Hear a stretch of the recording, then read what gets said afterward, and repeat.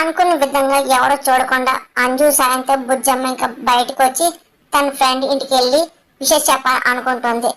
యాదమ్మ వినగానే అదంతా మనవరికి చెప్తుంది. మనవరు వెళ్ళి సరే ఎలాగైతే ఇప్పుడు బయటకు వెళ్తారు కాబట్టి ప్రచండ చెప్పి ఎలాగైతే బుజ్జమ్మ ఇంట్లో మాయాలు చేయాలి, ఆ తర్వాత బుజ్జమ్మ చంపేస్తే పెళ్లి అయిపోతుందని చెప్పి మనవరు ప్లాన్ వేస్తుంది. ఇంక ప్రచండ చెప్తుంది.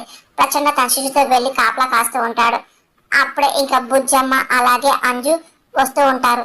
ప్రచండ అలాగే శిష్యుడు కాపలా కాస్తూ ఉంటారు. శిష్యుడు చూసి ఇదిగో గురువా ఇద్దరు వస్తున్నారు అని చెప్పి అంటూ ఉంటారు.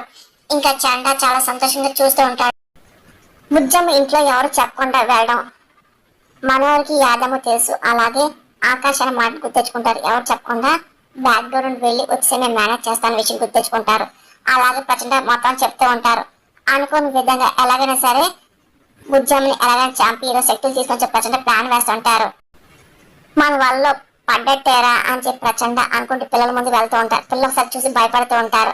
ఇంకా వెనక్కి వెళ్ళడానికి తప్పించుకునే ప్రయత్నం చేస్తూ ఉంటారు. ప్రతిసారి నా చేతి చిక్కినట్టే చిక్కి తప్పించుకుంటున్నావుగా, ఈసారి ఎలా తప్పించుకుంటావు, ఏ శక్తి మిమ్మల్ని కాపాడుతుంది చూస్తా అని చెప్పి ప్రచండ అంటూ ఉంటారు. ఇంకా బుజ్జమ్మ అంజు భయపడి పారిపడ సిద్ధమవుతారు. ఎప్పుడైతే వెనక్కి తిరుగుతూ ఉంటారో వెనకాల శిష్యుడు ఉంటారు. శిష్యుడు కూడా ఆపే ప్రయత్నం చేస్తుంటారు.